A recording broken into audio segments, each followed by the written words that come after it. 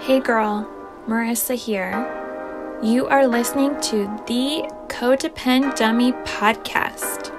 As a young woman, you have been raised, reinforced, and rewarded for putting the needs of others above your own. Now, in your 20s, you're finding yourself exhausted, exasperated, and enveloped in shit relationships, especially the one you have with yourself. Codependency is a way of being where we put the feelings, wants, and needs of others above our own in an unconscious attempt to meet our own feelings, wants, and needs. Sorry to break it to you, sis, but that is not sustainable. This podcast is to help you undo all that so you can stop playing small and start taking up space, you dummy. Let's get to it. Hey everyone. How are you doing? How are you feeling? How are you? Important to pay attention to how you're doing. I'm doing well, and I wanted to pop on to make a note. I have been and continue to work on the sound quality of the podcast, and I have experimented with certain strategies that sometimes work and sometimes they don't. So today's episode, the sound quality for the incredibly wise Latasha Dixon is inconsistent. That is my fault. I take full responsibility, and I hope you can listen to the entire interview. It just sounds like we're on a computer. That's it, baby girl.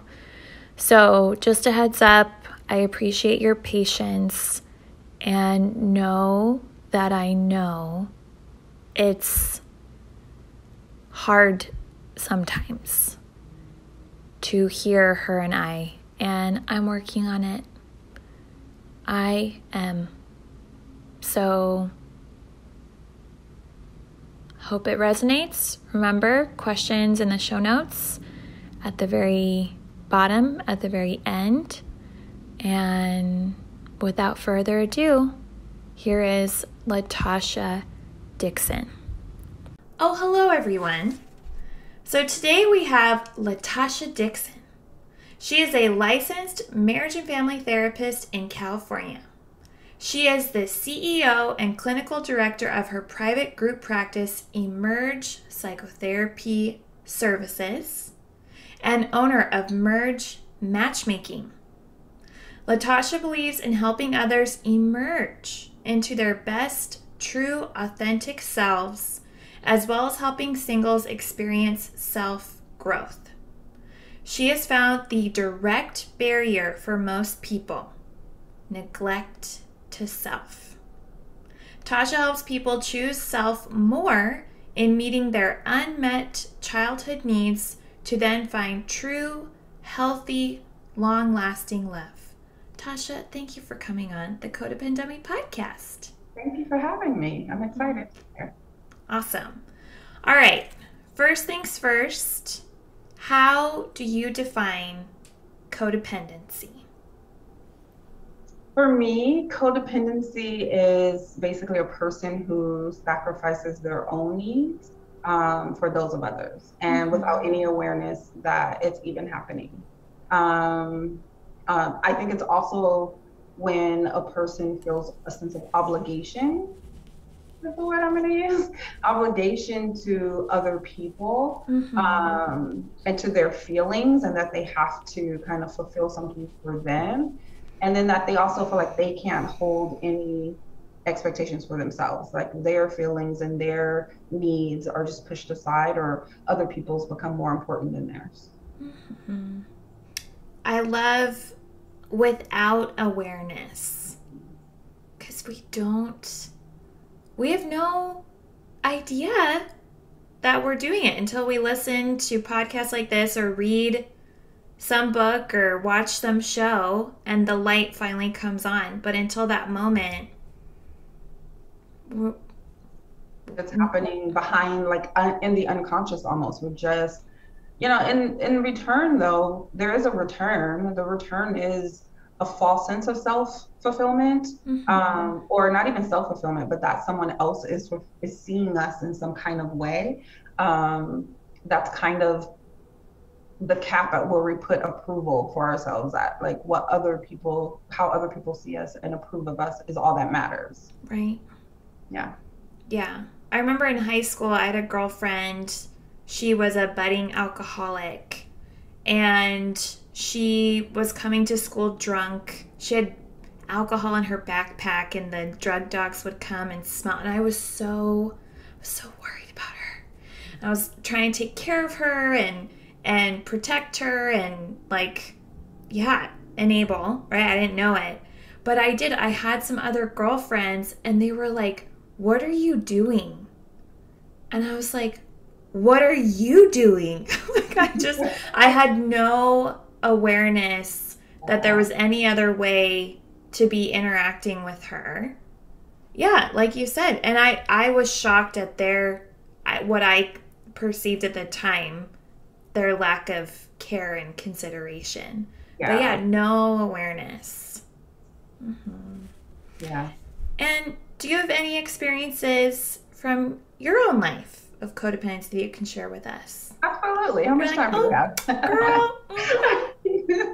Absolutely. No, yeah. I think, for me, I really always, my whole life, prided myself on being independent, self-sufficient, a go-getter, taking care of myself and just not even thinking twice about it. Again, happening in all of unawareness. I'm just able to go and get and do and give to others as well. And it wasn't until therapy where I was like, oh wait, there's something missing here. I was that person with no expectations or no requirements of other people. There was a belief that no one, that I didn't need anyone. There's a belief that no one could even meet my needs or pour into me, that I had to do it all myself. But I could be that person who everyone comes to with their problems, and I'll show up for them and give without ever addressing my own stuff and my own needs. And so parts of me were getting lost in that, and kind of turns life upside down when you get the awareness of what's happening or that something is happening. Right. Yeah, that was me. And Tasha, in what area in your life, like work, family, in intimate relationships, friends, was there an area where it was most pronounced? Yeah, I think all of that, specifically in the that sticks out for me in my adult life. Definitely family. I feel like, and that's my present marriage, family. My husband, 13 years ago now, 13? Yeah, he had a brain tumor and he became paralyzed on one side. And so wow. Automatically I went into this mode of like, it's okay, I got it. We got, life, so everything just kind of like, life just for me, I feel like stopped, and life for my family. And my daughter was 2, and, I became this like super go and making sure everybody was taken care of. And one of the craziest things is, even though it's panned out okay, I guess, that I said was, my daughter's life is going to stay consistent, no changes. As though she didn't need to adjust to this change as well. It was like, everything's going to be the same for her, and she's not going to have any type of like impact of this. Right. And so, which put a lot on me, put a lot on my relationship. And yeah, it just was, who am I didn't matter. Right. Yeah. But that's all better now. Like, we can joke about it, we can talk about it. I've come into a different sense of self. I know how to make space and time for myself, which is one of the most important things. Right. But it took a long time to get to that point. Right. So my daughter cannot be impacted by this. Consistency must be maintained, despite the fact that my husband has a brain tumor and is paralyzed on one side of his body. Yeah. I am independent, self-reliant, do, give. And, right, I sense that for you and the experience of a lot of listeners, we have these rules and ways of being. Like, I expect a lot of myself and nothing from others, which serves us in different areas. But the longer we maintain that rule, the less sustainable it gets. Very much so. Yeah. At some point, we push ourselves aside so much that we neglect ourselves. We tend to, that is the self-neglect, and that is happening unaware. Like, I don't matter because I have all of this in front of me that needs to matter. There's no room for me. So, yeah, and it was, we're talking the first 5 years at least where he couldn't drive, he no longer could work, but had amounts of doctor's appointments, physical therapy appointments. And here goes me like, oh, she's not going to be impacted. Let's put her in competitive dance. Let's, wearing myself thin, but thinking, here's where I was talking about that self-fulfillment, or that fulfillment from what I'm doing, even that everybody's okay. So we're okay. But was I okay? And I thought I was. I thought we were thriving. Well, we were surviving, absolutely surviving. And so we were fine. I looped me into that we, but never addressed me. Right. Yeah. So what is self-neglect? Good question. Self-neglect is everything where we put ourselves in a position of not needing, or that we don't matter. And it's situational.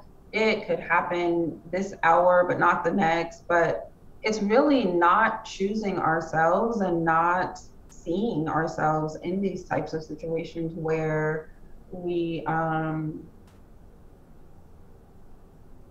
we just don't give. Especially when you find yourself giving to so many people, and like, there are people who are labeled like, yeah, all my friends come to me with their problems, all of, but they, because of their problems, I can't give them mine. So it's like, I'm going to neglect myself and the needs that I have and show up for other people, and be okay in that, and making it seem like that's fine, that I don't need. And I think honestly, it definitely stemming from childhood unmet needs that are still lingering and that we're carrying into our adult lives. And however we thought they got met then as kids, we're trying to meet them the same way, and it just doesn't work. That it's just walking around and you don't matter. Right.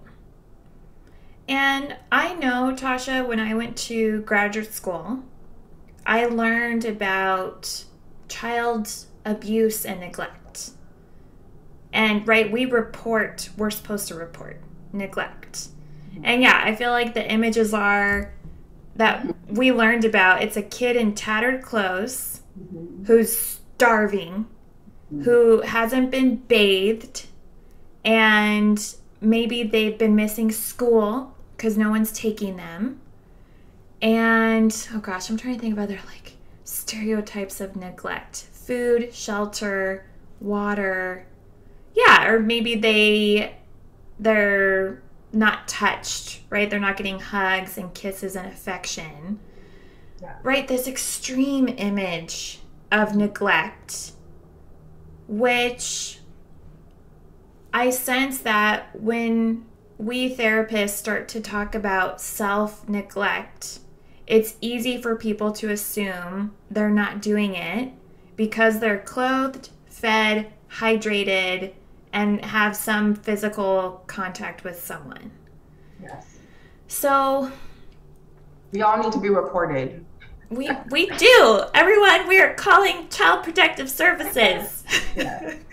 So, what are some signs of self-neglect in young adults? I think that it's two different things. One is very unseen and can go on into older adult life as well because it's still hidden well. But the other one isn't necessarily. The other one comes out in behavior. I think you could see it in someone who, we always hear about in kids that cry for help. I think young adults are doing that as well and not aware. This not awareness is gonna come up a lot because we move in these different things where we look like we got it, we're okay.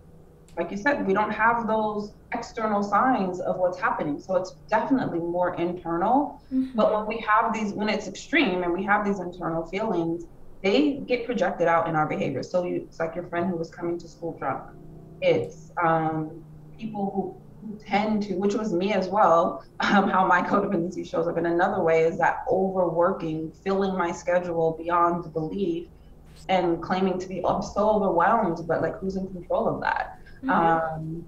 It's the person who has instability in relationships and tends to weave in and out of different relationships or stays in a toxic relationship even. Right. So it's those signs that still people wouldn't label or see as self-neglect, but there's something that you can look at and say something's not right. So that's even a sign, like something's up, something's not right.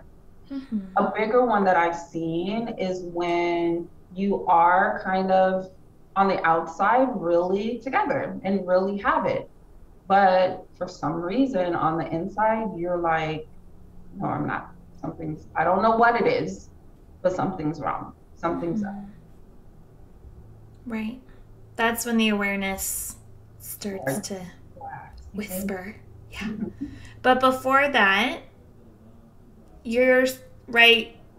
In the many years you've been doing this, witnessing a young adult who's overworking, they are neglecting needs, right? Needs for rest, needs for exercise, needs for sleep, needs for food.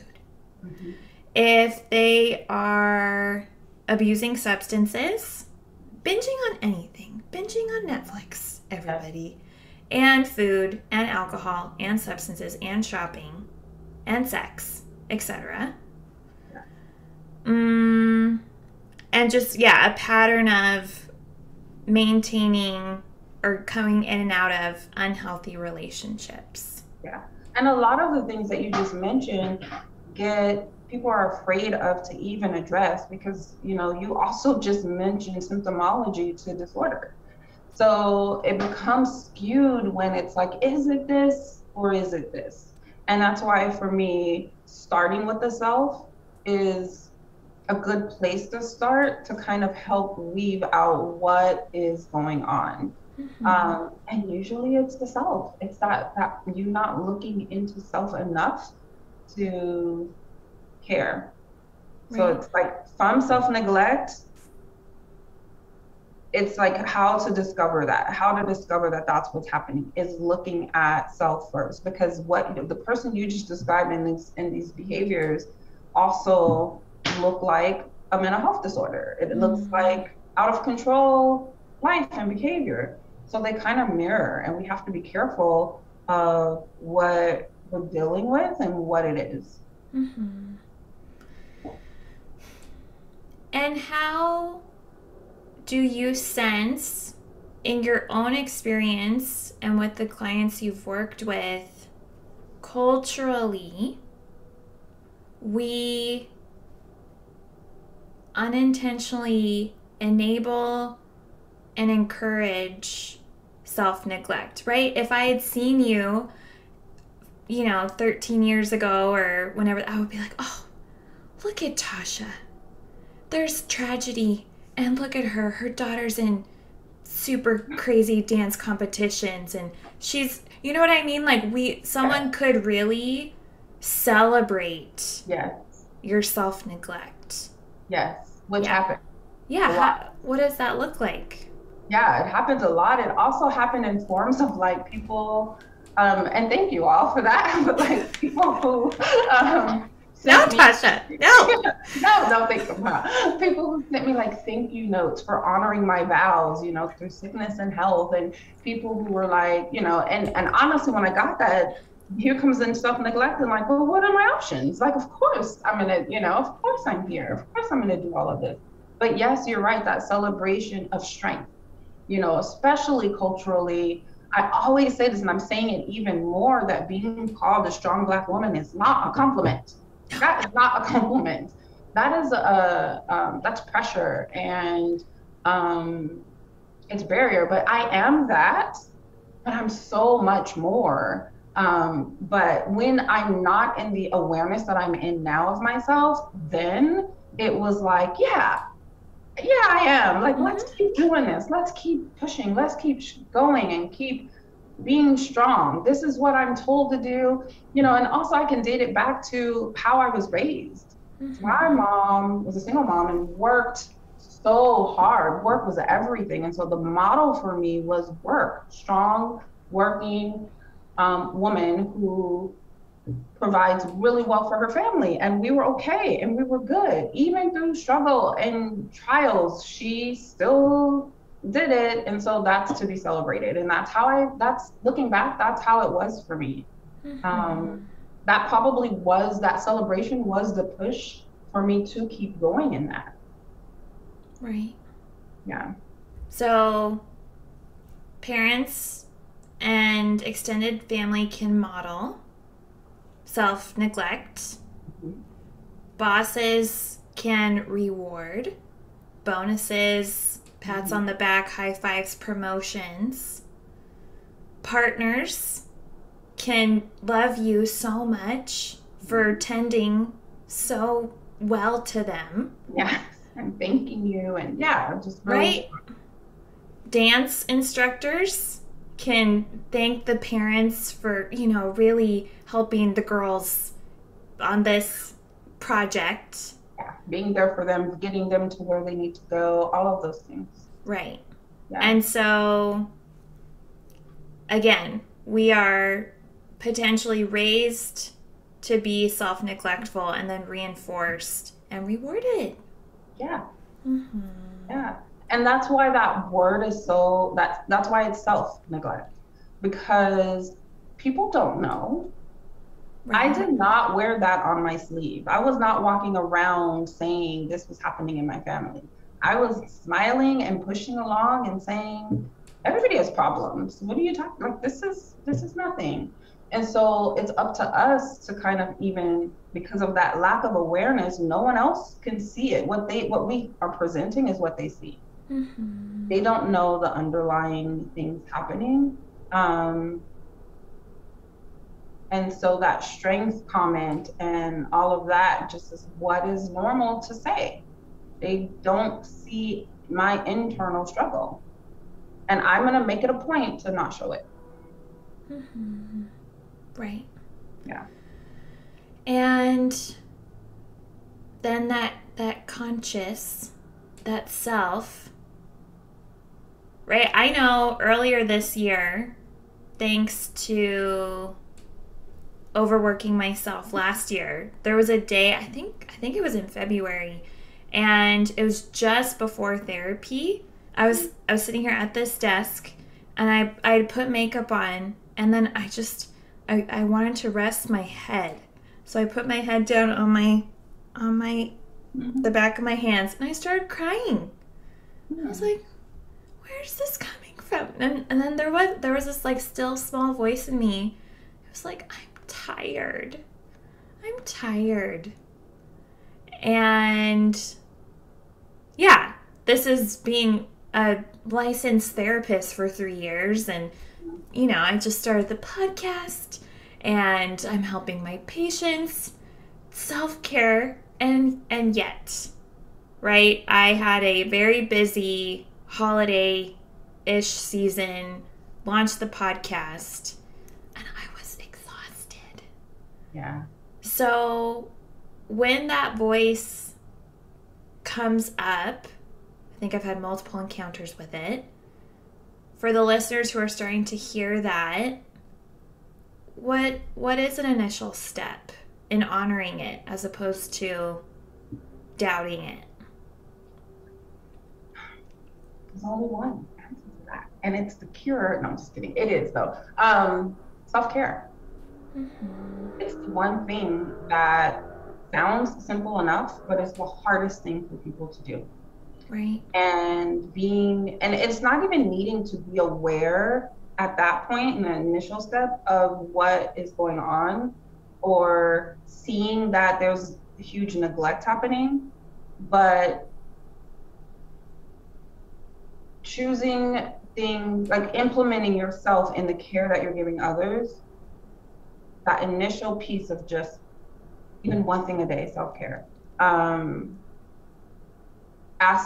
Looking at self every day and realizing you're not happy, you're not okay, something's going on. What is this life like, right? Like going is exhausting.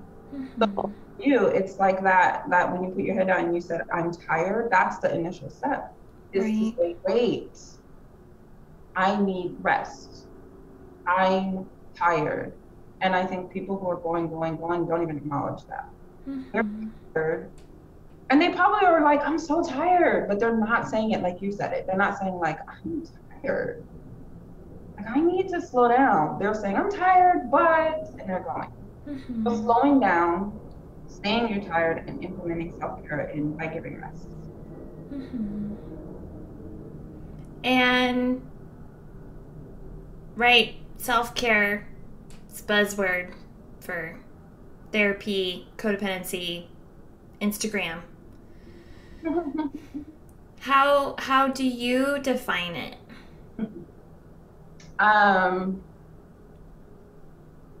Self-care has been redefined for me through therapy, of course. And I think it's just really seeing self and choosing self. Mm-hmm. It's daily things in choosing myself. It could be 5 minutes, it could be whatever, but it's really just choosing me and taking time for me to even check in with me. Because people don't see the self-neglect, people don't see the underlying problem, people don't see what's happening on the inside. It's important that I am like, okay, what is it that I need right now? I need to stand up. I've been sitting down for 3 hours. I need to stand up. And me allowing myself and giving me that is self-care, standing up. It's that small. And it took me a long time to see that. Self-care is defined as massages and, vacationing and doing things that actually take more effort than what it really is. If I were to care for someone who called me with a problem, I could care for me the same way. It's no effort. I'm not getting up. I'm just talking to you, right? It's that implementing of positive self-talk. It's downloading a positive app that can pour into me every day. It's me choosing me. If my family, we're all trying to figure out what we're going to eat for dinner, and I'm adamant and want something, codependent me would say, okay, whatever you guys choose, I'll figure it out. The self-care in me would say, this is what I'm getting. What are you guys going to get? Mm-hmm. Right. I don't have to, and without guilt. That's a piece that I think with codependency that is hard. Mm-hmm. How come? Because of that obligation to others. Right. Yeah. Mm-hmm. There's a sense of and I'm only obligated to me. So people, I want people to realize how huge self-care is. And honestly, um, I was just talking about this in therapy and just, yeah, self-care, self-love is the cure to most daily problems people have. Mm-hmm. It's the cure. It's the cure to codependency. It's the cure to a lot of problems that we tend to find ourselves in. If we put care to ourselves in whatever the situation is, we are preventing a lot of negative stuff happening. Right. And you just redefined self-care for me too, because culturally we do see it as adding things, adding a massage, adding a walk, adding 30 minutes of journaling in the morning, which I do all of them. And also that's an hour and a half, maybe 2.5 hours in my week where I previously wasn't doing self-care. I was distracted and taking care of other people, but still, that's a lot of time to be adding for me, which, yeah, going from one extreme to the other, you're saying it's standing up after sitting for 3 hours. It's improving that inner self-talk, right? You are with yourself all freaking day. You can start to be a little freaking kinder to yourself. Yeah. Mm-hmm. So not necessarily adding, but also taking away, or just little tiny positions, interactions. The giving to others is so silent. Like, it just is there for a lot of people. Most people, that, like, again, it's that, what are we eating for dinner, and giving up and letting people choose. But when we choose us, like, our opinion matters, our wants matters, our needs matters. When we give to that, that is self-care. That, yeah. Self-care, self-love, the cures, everyone. We found it. We found it. And how do you help your clients navigate the guilt that does come when I say no, I want this for dinner, I can't be the chauffeur to everyone all the time, call an Uber? Yeah. I think with guilt, shame, and those things that come up in us, it's important to kind of direct where that's coming from, why that even exists. And it goes back, it's almost like this back and forth game on, like, tennis, like back and forth of, like, okay, I've got it, I can do self-care, I can do it. And then when you can't, and then when guilt comes up, it's pull back. Mm-hmm. And so it's a matter of kind of exploring, that release of obligation. I don't think you can wake up tomorrow, implement all of true self in every little thing you do and be okay. And there's no more codependency, there's no more guilt.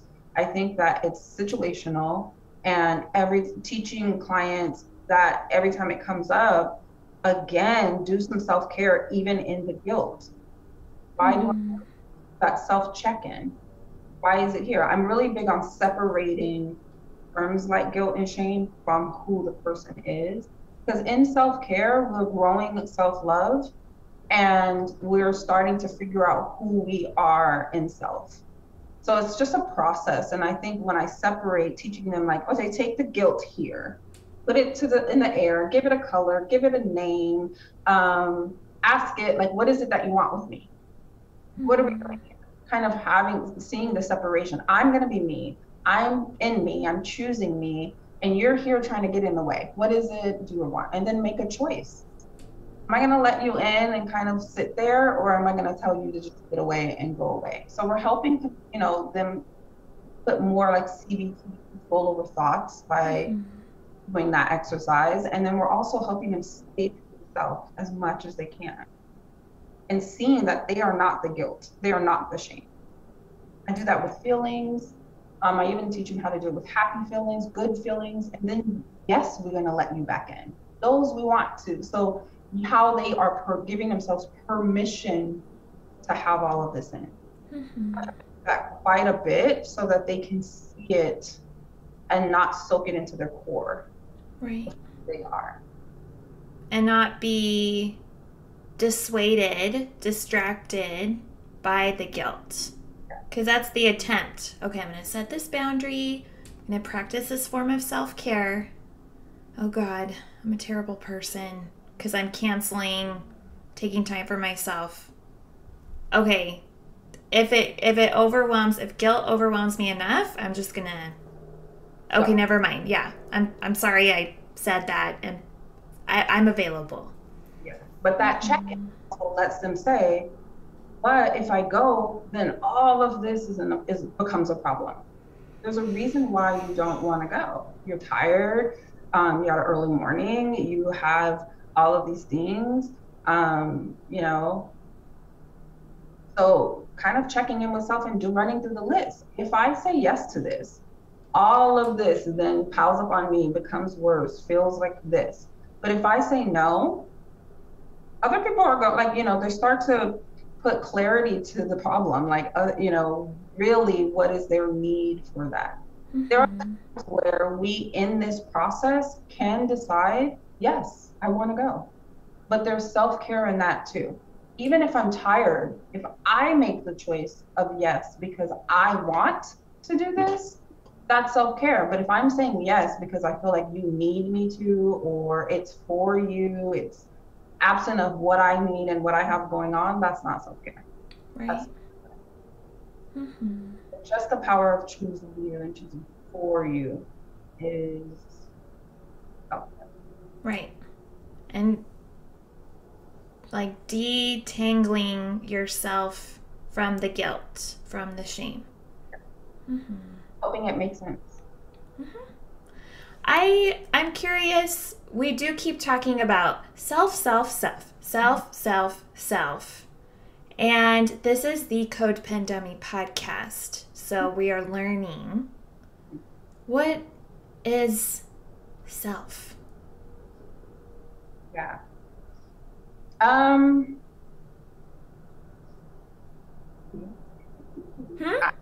You, me, I don't know. I think that is the question of the day for everyone. I think that's a whole level of neglect there. Who is self? What is self?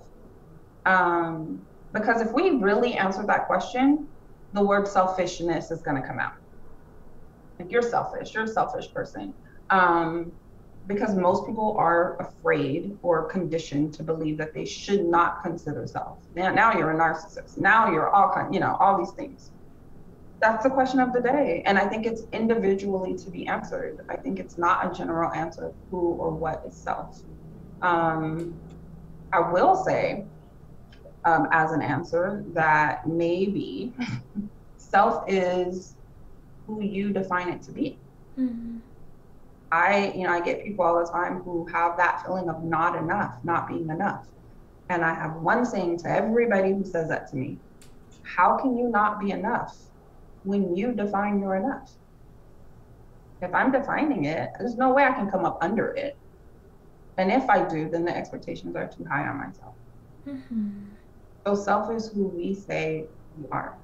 Right. I sense too that, unfortunately for codependents, self is who we are as defined by others. And so really taking back that power that we give and entering a whole new world where we get to define it. Yeah. The reality of that whole new world is that you get to define it, and that, there's no way others can define you. Even if we believe that that is what's happening, it's because we are responding to others out of that, what we're missing not being fulfilled. But the reality is that no one can define you. I get people who say all the time, I'm too much, or I'm not, I'm too much. And I'm like, oh, you are? Great. Like, if you're too much, be too much. So I think it's that owning, that piece of it, that codependent person lacks ownership of self. Mm-hmm. Self is still theirs. They just don't own, they're not taking, like you said, they're not holding on to the power. They've released it over. And not just to one person, to a lot of people. With young adults specifically, we're raised under standards. And so we tend to carry that under. And as a young adult is when we really start getting into that life of like, oh, I have to start setting my own standards. I don't have to live underneath these standards. That's where that power lies, is underneath the standard. What my parents have said who myself is. Right. These standards.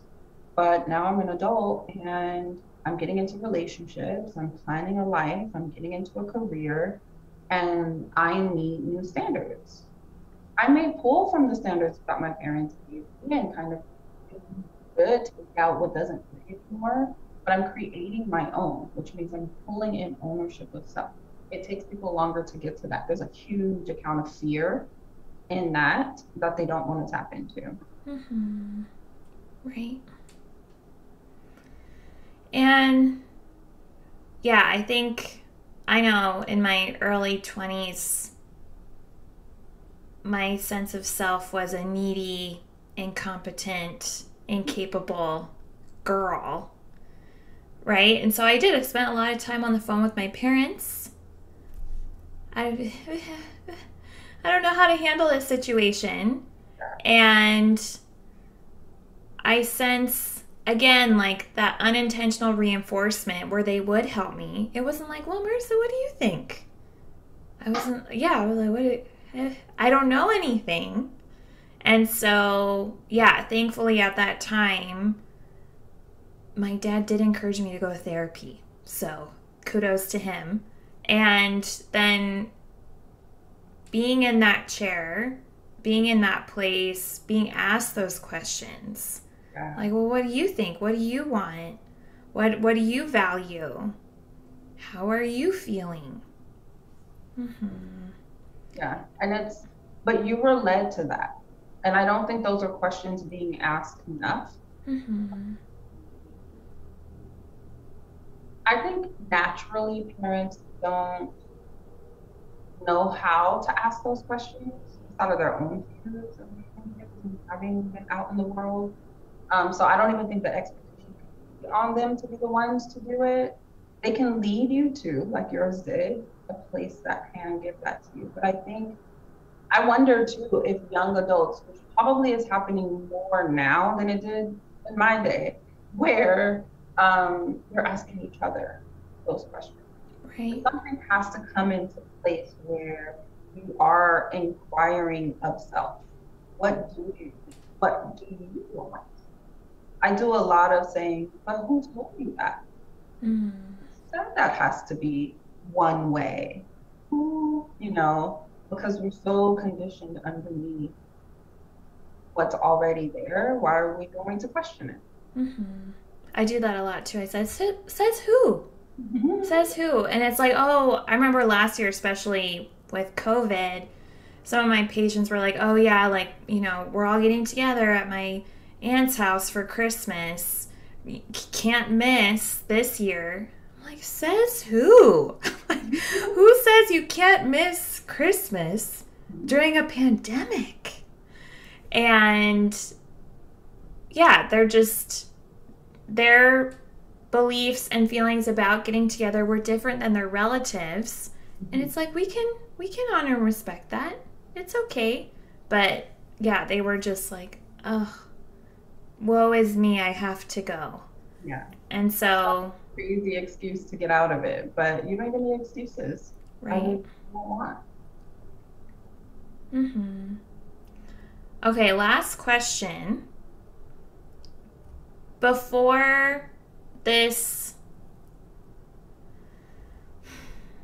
I would say trauma in your marriage and family, you were a independent, strong Black woman, self-reliant, hardworking, right? Mom modeled that as well. That was yourself. Mm-hmm. Who who is yourself now, today? Oh, oh my gosh, she is, I think she's still hardworking, and I don't think she'll ever let go of that piece of it, and successful and things like that. But I think in that, you know, looking from the trauma, and there's so much more that happened in between, right? I think I'm going to say this is such an inside joke. Nobody would get but me and my therapist. But I'm Toro, which basically means I no longer have any sense of obligation to anybody but myself. And what I do with that obligation is up to me. I'm someone who is still exploring her needs and her wants. And through the exploration of it, she gives it to herself. I am someone who has pain, always had pain, given the trauma on my back, but also is aware of it and wants to do something about it and makes those attempts to do it. And I still need some encouragement sometimes, but for the most part, I know I don't have to. I'm someone who is rational. I'm more internal than I am on the external. So I'm not like just a portrayal of somebody, but I'm actually in that portrayal and being that person. I'm happy. And I'm not stuck. I felt like for a long time, not stuck like in my relationship, but I felt like life stopped at some point in all of that. And I was stuck there. And I can move forward. And it's so much, there's clarity in myself, feelings that I acknowledge and care about, and there's so much less guilt, so much less guilt. Right. But one thing about the self is that it doesn't, like, and self growth, right? It stops, it continues, it goes on always. Like, I'm ever growing, I'm ever changing, and I'm loving myself as somebody who loves every minute of it, every minute of it. I would argue that you, Tasha, yourself, you have grown and evolved and added all these parts, and you have done and chosen the work, right? I think if I had stayed in my codependency and how codependent I was in my early 20s, that self wouldn't have moved much. She would have found a partner who reinforced that self. She would have had children and just reinforced that self with them. She would have been in a career, not created a podcast. Like, there are so many ways that really could have just perpetuated forever. And so thanks to the work, we get to, and that's for all the listeners, your current reality in the depths of your codependency, you are not stuck. There are other parts and realities for you. And it's just, by listening to this and doing the work, it's possible. Yeah, it is possible. And it's, also through, just really quickly, through the whole process of whatever your situation is, it isn't anyone else's response. You are your own responsibility.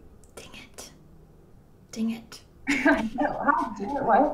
It's no one else's responsibility to help me see that, or help me grow, or help me love myself. People can love me. My kid loves me. My daughter loves me. But that love isn't supposed to be all there is. I love myself. It is my responsibility to love me. So I can even see them loving me. Otherwise, I won't even be able to. You wouldn't be doing this podcast and doing that. But we also don't even see care or love being given. Don't give it. Yeah, myself is good. She's growing and actually is working and helping other people's selves emerge, pun intended, And that's the goal, is to help other people emerge in their best authentic self that they like and love and choose. Right. All right. Well, if someone would like to emerge with your help, where can people find you? They can find me on Facebook or Instagram at Emerge Psych Therapy, and or at my website, emergepsychtherapy.com. On Instagram and Emerge, it's Emerge Psychotherapy. That's the name. But on the website is emergepsychtherapy.com. Awesome. And we'll put links to all that in the show notes. And thank you so much for coming on. Thank you for having me. This is so much fun. Bye, everybody. Hey, girl. It's Marissa again. I'm not like a regular podcaster. I'm a cool podcaster, right? Thank you for listening and staying till the end. You can find me on Instagram at Therapy with Marissa. Email me, marissa@codependummy.com. Check out codependummy.com for more information on the show. And baby girl, a subscribe, rating, and review would be much appreciated. Till next time, I want you to remember, if you are feeling unseen, I see you. If you are feeling unheard, I hear you. And if you think that you don't matter, know that you matter to me. I want you to go out there so you can stop playing small and start taking up space, you dummy. And now, the disclaimer. Girl, this is not therapy and I am not your therapist.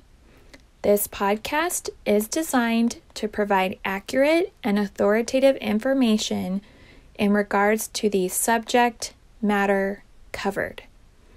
It is given with the understanding that neither the host, publisher, or guests are rendering any legal, clinical, or other professional service. If you want or need a professional, please find one.